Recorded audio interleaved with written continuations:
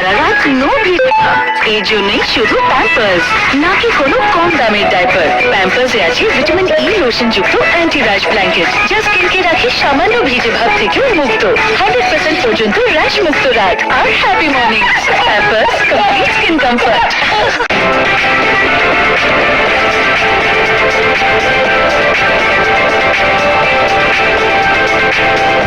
আজকে আমরা খুঁজতে চলেছি গোপাল ভাঁড়ের আসল বাড়ি। গোপাল ভাঁড় এত ছিল গোপাল ভাঁড়ের বাড়ি নয়। গোপাল ভাঁড়ে কি কোনো বংশধর জীবিত আছে? আমাদের কিছু বংশধরের সাথে আমি মিশতাম। গোপাল ভাঁড়ের গল্প শুনে আমরা ছোটবেলা থেকে সবাই বড় হয়েছি এবং গোপাল ভাঁড়ের কার্টুনও আমরা দেখেছি, কিন্তু এই গোপাল ভাঁড় নামে সত্যি কি কোনো মানুষ ছিল, না এটা কি গোপালের একটি কাল্পনিক চরিত্র? সেটাই যাচাই করার জন্য আমরা বেরিয়ে গেছিলাম গোপাল ভাঁড়ের অরিজিনাল বাসস্থান খুঁজতে। তারপর আমাদের কাছে এমন কিছু তথ্য উঠে আসলো যেটা শোনার জন্য আমরা একদমই প্রস্তুত ছিলাম। আমরা চলে এসেছি কৃষ্ণনগর স্টেশনে। এখান থেকে মাত্র 18 মিনিট দূরত্বে আমাদের রাজবাড়ি। এখন আমরা নামে রাজবাড়ি চলে যাব। আচ্ছা কাকু, তুমি কি এখানকার বাসিন্দা? হ্যাঁ। এখান থেকে রাজবাড়ি কত দূর? এখানে টোটাল গেলে 5 মিনিট লাগবে। আচ্ছা 5 মিনিট। কোন দিকে মানে তুমি বলতে হবে লোকেশন? লোকেশনে কিন্তু সোজা গিয়ে এটা গেলে 10 মিনিট লাগবে, আর টোটাল গেলে 5 মিনিট লাগবে। কিন্তু এখন চলে যাবে আচ্ছা, আজকে আমরা মূলত গোপাল ভাঁড়ের বাড়ি খুঁজতে এসেছি। তোমার কি মনে হয় গোপাল ভাঁড় যে কাহিনীটি এটা কি আদৌ বাস্তব? বাস্তব আছে, আদৌ ছিল? হ্যাঁ ছিল ছিল ছিল। তারপর আমরা স্টেশন থেকে টোটো ধরে রাজবাড়ির উদ্দেশ্যে বেরিয়ে পড়লাম। রাজবাড়ি যাওয়ার পথে আমরা আনন্দ ময়দানা নামক একটি জায়গার ব্যাপারে জানতে পারলাম, যেখানে 220 বছর পুরনো জাগ্রত কালীমার মন্দির রয়েছে। আশপাশের লোকের কাছে শুনে বুঝতে পারলাম এই মন্দিরটি খুবই জাগ্রত একটি মন্দির। অবশেষে গাইস আমরা কৃষ্ণনগরের রাজপ্রাসাদে পৌঁছে গেছি। মানে এই সেই রাজবাড়ি দেখতে পাচ্ছেন, এটা হচ্ছে ফার্স্ট গেট। এখন আমরা ভিতরে যাবো, যে ওটা দেখবো যে রাজপ্রাসাদটা কেমন ছিল, আমি তোমারও দেখাবো রাজপ্রাসাদটা কেমন ছিল। তারপরে গাইস এখানে আমরা যারা এখানকার লোকাল বাসিন্দা, মানে এই যে রাজপ্রাসাদের আশপাশে যারা থাকে তাদের কাছে গিয়ে আমরা আস্ক করবো যে গোপাল ভাঁড়ের বাড়িটা কোথায়। ওকে, এন্ড কিছু অজানা তথ্য তোমার সঙ্গে শেয়ার করবো। ওকে গাইস, এখন আমরা মতো প্রথম গেট দিয়ে এন্ট্রি করবো, বাট আমরা আশপাশে দেখলাম এখন এখানে গেট দিয়ে দিচ্ছে। ওকে, কিন্তু তালা মারা। সো এখন আমরা এন্ট্রি তো করতে হবে রাজবাড়ির ভিতরে। এখন আমি এমনি যাওয়ার চেষ্টা করি। যাও কি করে পাশে টোকাটা মনে হচ্ছে দেখছি। ও এদিকে রাস্তা আছে, ঠিক আছে। আমরা এখানে ওকে, এখান থেকে রাস্তা হয়ে যাচ্ছি। দেখো তোমার জন্য কত কিছু করতে হচ্ছে।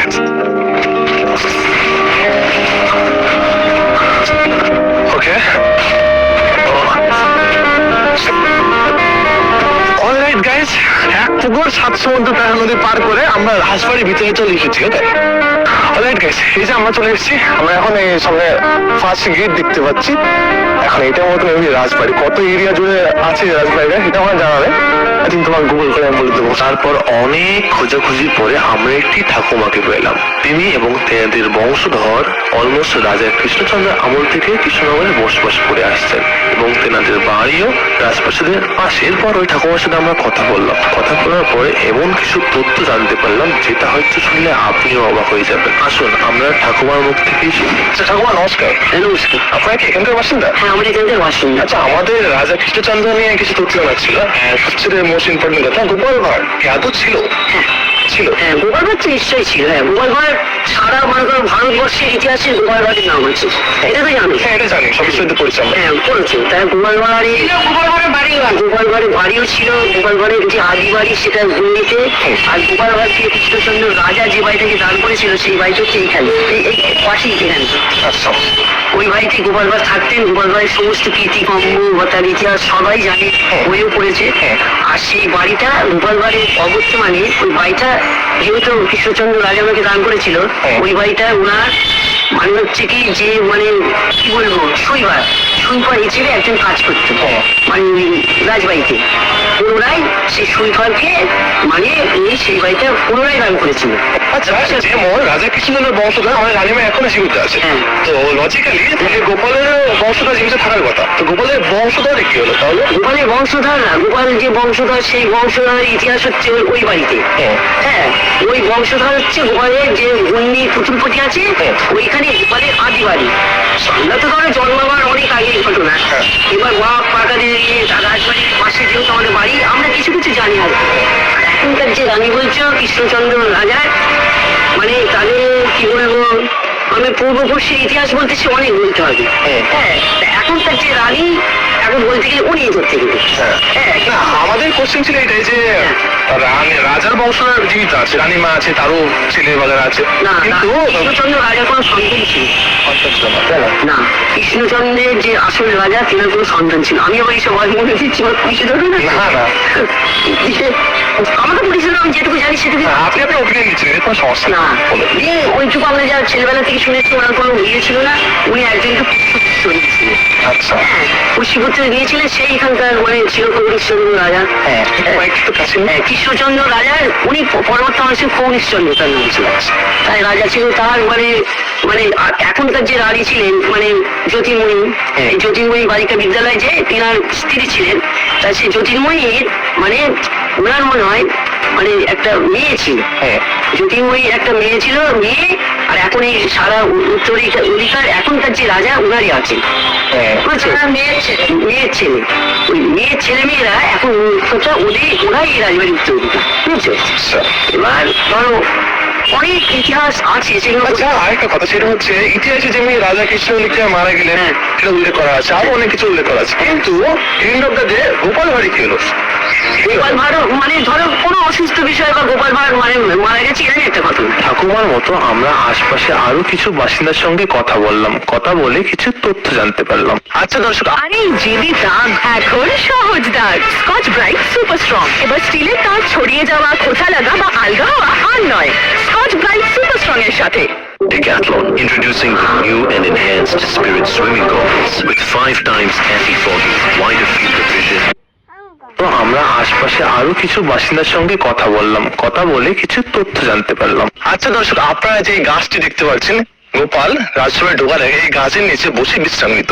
And তোমরা লক্ষ্য করে দেখতে হবে গাছটি কিন্তু অনেক পুরো একটি গাছ। And দেখো গাছের ভিতরে ছেদ হয়ে গেছে, এই যে দেখতে পাচ্ছ ছেদ হয়ে গেছে। And আমি এখানে ঢুকতে পারছি, মানে হিডেন জায়গাটা কাইন্ড অফ। সো এই গাছের নিচে মূলত গোপাল ভাঁড় রাজসভায় ঢোকার আগে বিশ্রাম নিত। হ্যান্ড গাছটা অনেক পুরোনো। আচ্ছা গাইস, এখন আপনারা এই যে গেটটি দেখতে পাচ্ছেন, এটা হচ্ছে রাজ দরবারে ঢোকার মেন গেট। ওকে, এন্ড বাকি যে গেট গুলো আছে এগুলো হচ্ছে মূলত ওটা প্রথমে যেটা দেখা যাচ্ছে ওটা ফার্স্ট গেট, যেটা ফার্স্ট আমরা ছিলাম, যেখানে আমরা আন্টির সাথে কথা বললাম। তারপর যেটা আছে সেটা হচ্ছে ওটা সেকেন্ড গেট, এন্ড এইটা হচ্ছে রাজ দরবারে ঢোকার মেন গেট, মানে third gate. Okay, and guys এই যখন গেটটা দেখলে আপনারা বুঝতে পারবেন যে এটা রাজকীয় গেট, রাজার আমলের গেট। না রং চং করেছে হালকা পাতলা, রচনা না করলে অন্যরকম দেখাতো। এই দেখো দেখতে পাচ্ছ একদম রাজকীয়। আই থিঙ্ক গেট বন্ধ, আমরা ঢোকার চেষ্টা করবো, ঢুকতে পারবো কিনা দেখি।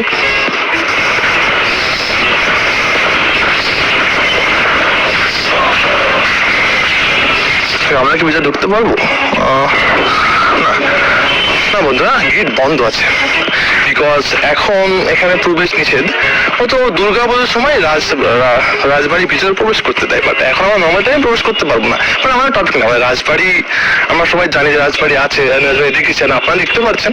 কিন্তু কথা হচ্ছে যে গোপাল ভাঁড় নিয়ে এত এক্সাইটমেন্ট, অ্যান্ড যে গোপাল ভাঁড়কে আমরা ছোটবেলায় দেখে আসছি, সেই গোপালের বাড়িটা কোথায়, গোপালের বাড়ি কেমন ছিল, আর গোপালের বংশধর কি আদৌ বেঁচে আছে, সেটাই মতো এখন আমরা সন্ধান করবো। আচ্ছা গাইস, আমরা যখনই গোপাল বাড়ি জানার চেষ্টা করছি, তখনই আমার কাছে একটা নামই বারবার উঠে আসছে, সেটা হচ্ছে ঘূর্ণি পুতুলপট্টি। সো গাইস, এখন আমরা মূলত ঘূর্ণি পুতুলপট্টি চলে যাবো। তো দর্শক, এখান থেকে মাত্র 4 মিনিট লাগবে আমাদের ঘূর্ণি পুতুলপট্টি যেতে, মানে গাড়িতে বা টোটোতে গেলে, মানে 1 কিলোমিটার ডিস্টেন্স রয়েছে। ওকে, সো এখন আমরা নর্মালি ঘূর্ণি পুতুলপট্টি চলে যাবো, তারপর দিন ওখানে খোঁজার চেষ্টা করবো যে গোপাল ভাঁড়ের বাড়িটা কোথায় ছিল, আর আদৌ কি ওরা ছিল কিনা। তো চলুন খোঁজা করুন। অলরেডি গাইস, আমরা কিছু সময় বাস স্ট্যান্ড দিয়ে ঘূর্ণি চলে এসেছি। এখন আমাদের মতো এই যে দেখতে পাচ্ছ তোমরা ঘূর্ণি, এখন আমাদের মতো খোঁজার পালা যে গোপাল ভাঁড়ের বাড়িটা কোথায়। ওকে, এখন আমরা র্যান্ডমলি কাউকে জিজ্ঞাসা করবো, দেন জানার চেষ্টা করবো যে গোপাল ভাঁড়ের বাড়িটা কোথায় আছে। অবশ্যই গাইস, খুঁজতে খুঁজতে আমরা গোপাল ভাঁড়ের একটি মূর্তি পেয়ে গেলাম, এন্ড এখানে লেখা আছে ঘূর্ণি নাগরিক কমিটি সম্পাদক শ্রী অসিত কুমার সাহা মহাশয়ের উদ্যোগে গোপাল ভাঁড়ের মূর্তি স্থাপিত হইল। মানে এটা কনফার্ম যে গোপাল ভাঁড়ের এই মূর্তি। এন্ড গাইস, এইটা হচ্ছে এই যে গোপাল ভাঁড়। এখন কথা হচ্ছে, আচ্ছা গাইস, যেহেতু আমরা গোপাল ভাঁড়ের মূর্তি পেয়ে গেছি, তাহলে গোপাল ভাঁড়ের বাড়িও পেতে পারি। এন্ড আমি লোকালের সাথে কথা বলে যেটুকু বুঝতে পারলাম, সেটা হচ্ছে গোপাল ভাঁড়ের বাড়ি পরমাণিক পাড়ায়, তিনি পরমাণিক পাড়ায় থাকতো। এন্ড সবচেয়ে বড় কথা, তাদের বংশধরও ছিল। লাস্ট রিসেন্ট কিছুদিন আগে বংশধর মারা গেছেন কিছু, আর কিছু এদিক ওদিক আছে। তো আমরা বংশধরের সঙ্গে কথা বলার ট্রাই করবো গোপাল ভাঁড়ে।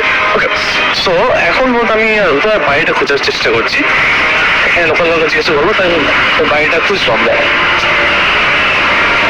তারপরে আমরা আশেপাশে কিছু লোকালদের সঙ্গে কথা বললাম, কথা বলার পরে একটি ঠিকানা খুঁজে পেলাম। এখন আমরা ওই ঠিকানায় যাবো।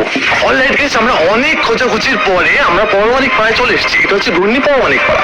এন্ড গাইস, এখানকার আশপাশের লোক মনে হচ্ছে এটা হচ্ছে গোপালবাড়ির বাড়ি। এন্ড আমারও মনে হচ্ছে গোপালবাড়ির বাড়ি, কারণ দেখো এই যে কাজগুলো, এন্ড সবচেয়ে ইন্টারেস্টিং ব্যাপার এই যে গেট, এই ডিজাইন করে দেখো রাজা আমলের ডিজাইন। এন্ড দেখো কত পুরোনো একটা বাড়ি। এন্ড এখানে পৌরাণিক পাড়ায় কি কনফার্মেশন, এখানে guys, আমি যে কটা বাড়ি দিচ্ছি সেই কটা বাড়িতে লেখা আছে মূলত টাইটেল পৌরাণিক। দেখুন এখানে লেখা আছে মদন মোহন পৌরাণিক। এন্ড এখানে আমি একজনে পেয়েছি। আচ্ছা, এটা কি পৌরাণিক পাড়া? এটা কি গোপালবাড়ির বাড়ি? সবাই বলে এটা গোপালঘরের বাড়ি। আচ্ছা, আপনার কি মনে হয় গোপালবাড়ির বাড়ি? আমার তো এখানেই বাড়ি, আর আমরা তো সেটাই জানি গোপালঘরের বাড়ি। আচ্ছা, এনার মতো এটা গোপাল ভাঁড়েরই বাড়ি। এখন কথা হচ্ছে যে গোপাল ভাঁড়ের কি কোনো বংশধর জীবিত আছে বা এখানে কেউ নেই। কেউ নেই, তাই না? আচ্ছা, আর গোপাল ভাঁড়ি কি হয়েছিল অ্যাকচুয়ালি, মানে এখন তার কোনো অস্তিত্ব নেই কেন? আসলে এখানে সেরকম ভাবে ওকে তো সবাই মেনটেনেন্স করতো না। হ্যাঁ, এবার দেখতো না।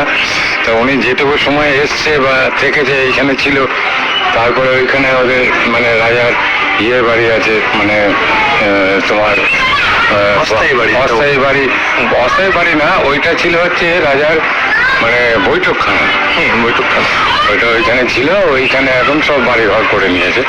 আচ্ছা, ঠিক আছে, ধন্যবাদ আপনাকে। আর এখন তাহলে এই বাড়িতে কে থাকে? এই বাড়িতে এখন মানুষ বসবাস করছে। মানুষ বলতে মানে কারা থাকে? গোপালের কোনো রিলেটিভ? না না না, গোপালের কোনো রিলেটিভ না। আচ্ছা, এখানে কি মানে এই যে গেটটা, এটা কি গোপালের আমলে গেট? হ্যাঁ, ওই সময়কার। আর এই যে এই কাজগুলো? না, এই কাজগুলো পরে হয়েছে। আচ্ছা, তার মানে গেটটা কিন্তু অরিজিনাল গোপালবাড়ির সময়কার গেট। আচ্ছা, তার মানে এই গেট সেই সময় মানে তারপর থেকে এটা কোনোদিন মেরামত করা হয়নি, বা এগুলোকে তোমার ছোট গেট করে বা অন্যরকম ভাবে করা সেরকমভাবে করেনি। আচ্ছা, এখানে আমরা আশপাশে কিছু লোকের সঙ্গে কথা বললাম, কথা বলবার জানতে পারলাম ওনারা এখানে বংশধর একটা থাকতো। সেটা অনেক সময়, অনেক দিন আগে, হ্যাঁ 100 বছর আগে বা 200 বছর আগে সেই সময় থাকতো। তাদের ওই গোপালবাড়ির বংশধরে কেউ এখানে নেই এখন আপাতত, কিন্তু তাদের এই যে বাড়িগুলো মানে সেইগুলো এখনো আছে, সেগুলো এখনো ভাঙেনি, যেরকম সেরকমই আছে। তার মানে এটা আমরা শিওর হলাম যে এটাই গোপাল ভাঁড়ের বাড়ি। ঠিক আছে, ধন্যবাদ, আপনার অসংখ্য ধন্যবাদ। তাহলে গাইস, ফাইনালি আমরা গোপাল ভাঁড়ের বাড়ি পেয়ে গেলাম। এখানে যে আশপাশে কথা বলে বুঝতে পারলাম যে এটাই গোপাল ভাঁড়ের বাড়ি। কিন্তু কিন্তু কিন্তু এখানে কিন্তু আছে, সেটা হচ্ছে এখানে মূলত আমি কিছু লোকাল আশপাশের বাড়ি বা আশপাশের লোকের সাথে কথাবার্তা করলাম, মানে এই বাড়ির আশপাশে প্রতিবেশীর সঙ্গে কথাবার্তাই করলাম। ওরা প্রথমত কথা আমার সাথে বলতে চাইছে না, অ্যাকচুয়ালি ক্যামেরা দেখে চলে যাচ্ছে, বাট কেমন আছে আমি বুঝতে পারছি না। অ্যান্ড আমরা এই যে এই বাড়ি, এই মানে আমার পিছনে যে বাড়িটা ছিল দেখতে পাচ্ছি, এই বাড়িটা, এই বাড়ি থেকে একটা আন্টি বললো যে এটা গোপাল ভাঁড়ের বাড়ি নয়। ওকে, বাট এখন আমি বুঝতে পারছি না কার কথা বিশ্বাস করবো, যে আন্টির কথাই না লোকের কথাই না আরো ইনফরমেশন। ওকে, সো অফিসিয়ালি মূলত এটা খাতা কলমে গোপাল ভাঁড়ের বাড়ি নয়, বাট কিছু কিছু লোক ক্লেম করে যেটা গোপাল ভাঁড়ের বাড়ি। অ্যান্ড আমি যেটুকু বুঝতে পারছি কাজটা গেটটা অনেক পুরোনো গেট, অলমোস্ট 220-250 বছর পুরোনো গেট। সো হতেও পারে এটা গোপাল ভাঁড়ের বাড়ি। তো গাইস, ভিডিওটি সম্পূর্ণ দেখার জন্য অসংখ্য ধন্যবাদ, and special thanks to Shubham বিশ্বাস। এই না থাকলে আমার ভিডিওটা হতো না, বিকজ ভাই আমার শুট করে দিয়েছে। কয়েকজন সানস্ক্রিনকে টোস্টারে টেস্ট করছে। সানস্ক্রিনকে একমাত্র রিয়েল স্কিনের উপরেই টেস্ট